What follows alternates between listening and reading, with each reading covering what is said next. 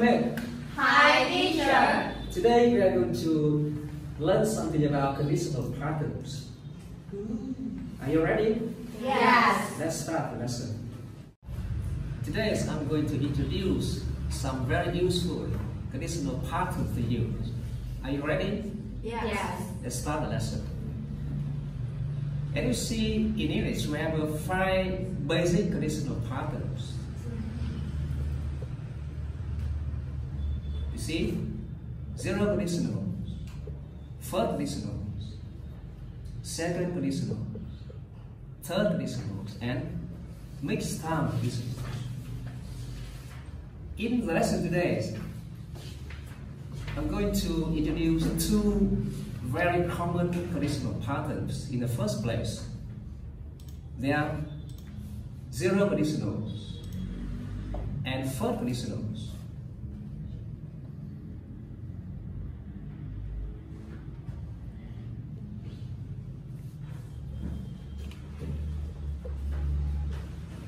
Yeah, so what do you expect to learn about zero conditionals and third conditionals? You need to learn about the forms and the uses. Forms and uses. Especially you need to pay attention to verb tenses and modal verbs that are used in conditional sentences. And the reasons for using zero conditional and third conditionals.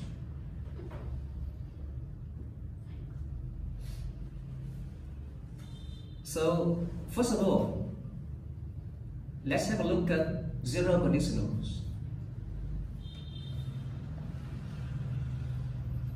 So, let's have a look at the examples and study the form and the use of zero conditionals. If I have a free time, I often practice the piano. From these examples, you can see that a conditional sentence usually consists of 2 parts: if clause and result clause.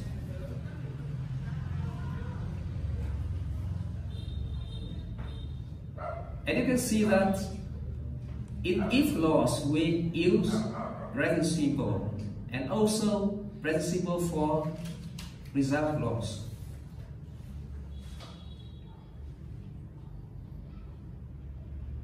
And why do we need to use present simple in both clauses for zero conditionals? Please have a look at the use of zero conditionals.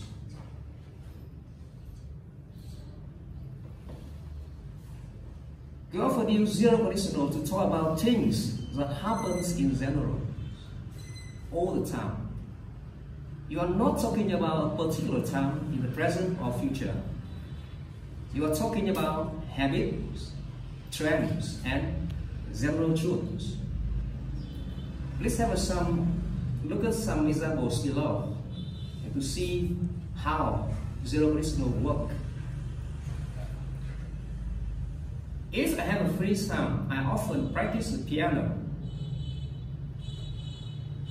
In this case, it means every time or whenever.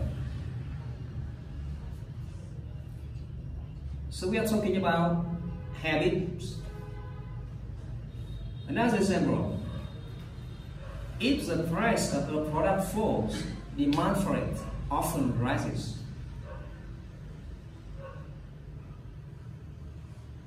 It's clear that if a product becomes cheaper, more and more people want to buy it. So we are talking about a trend.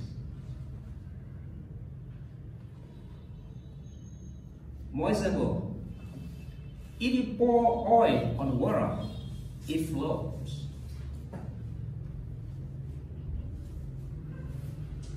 We are talking about a scientific fact. A scientific fact or general truths. Right? So we often use zero conditional to talk about things that happen all the time. We are not talking about a particular time. Okay? Now let's move to the second point, third conditionals. Let's have a look at this example and to see how third conditional work. If I go out tomorrow, I buy some more food. Similarly, this conditional sentence consists of two parts, if clause and result clause. In the if clause, we often use present simple for future reference. And in the result clause, we often use some modal verbs like will, or can, should, and so on. So we can learn from the basic form here.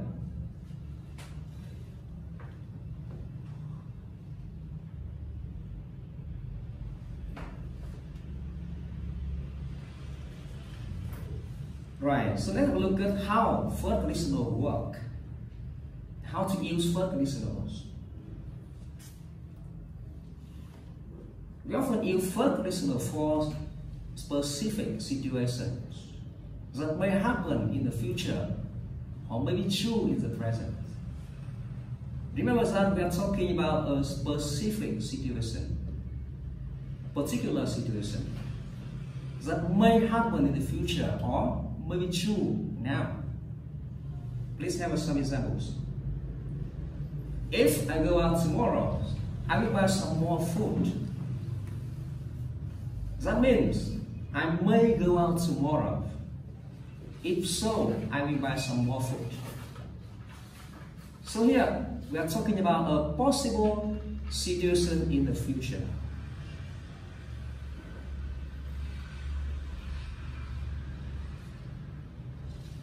Another example, if you are hungry, I will buy you something to eat.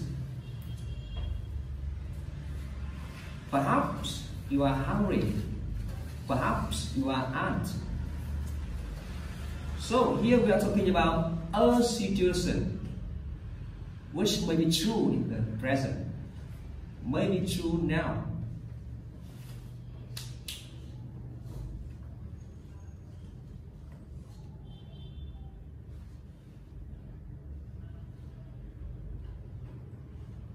So I'm going to introduce some more structures with third conditionals. Besides will, we can use other modal verbs in the clause of results. For example, if you are tired, you can leave early. The teacher said to one of the students. Here we use can to give permission.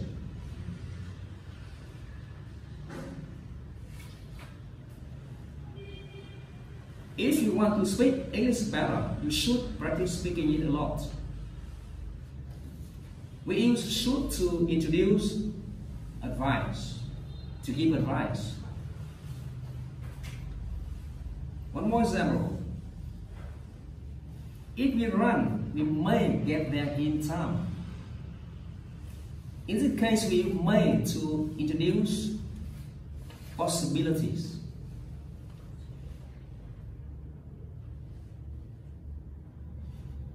As the last one, if you want to go out, you must finish your homework before you go. The father said to his son. Use must to indicate obligation.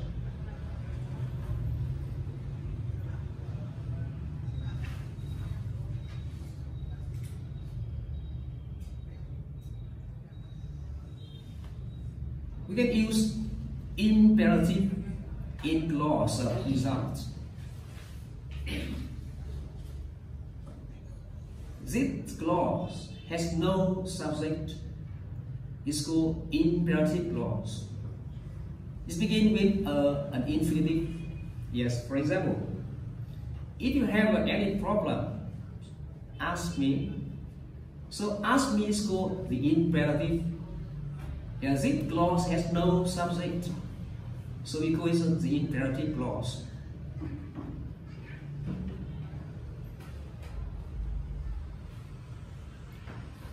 We can also use should after if when we are less sure about a possibility.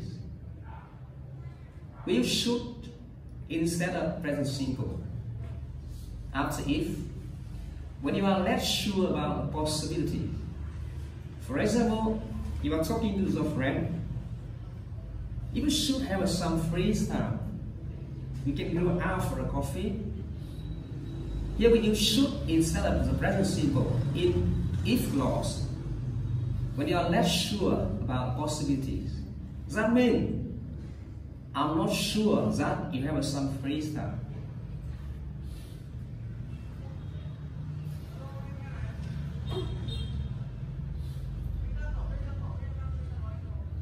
We can begin a conditional sentence without if.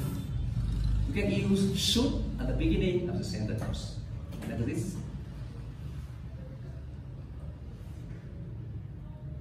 Should you have some free time, we can go out for a coffee. So here we begin conditional sentence with should instead of if in a very, very formal way. Should you have some free time, we can go out for a coffee.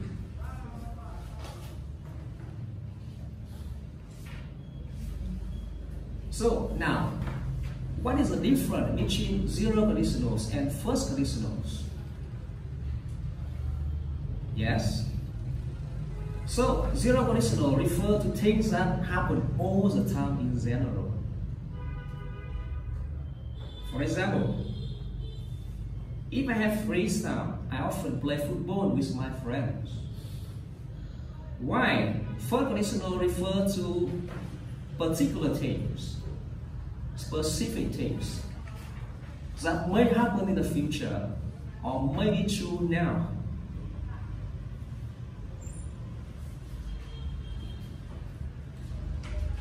Look at the example. If I have free time next weekend, I will play football with my friends.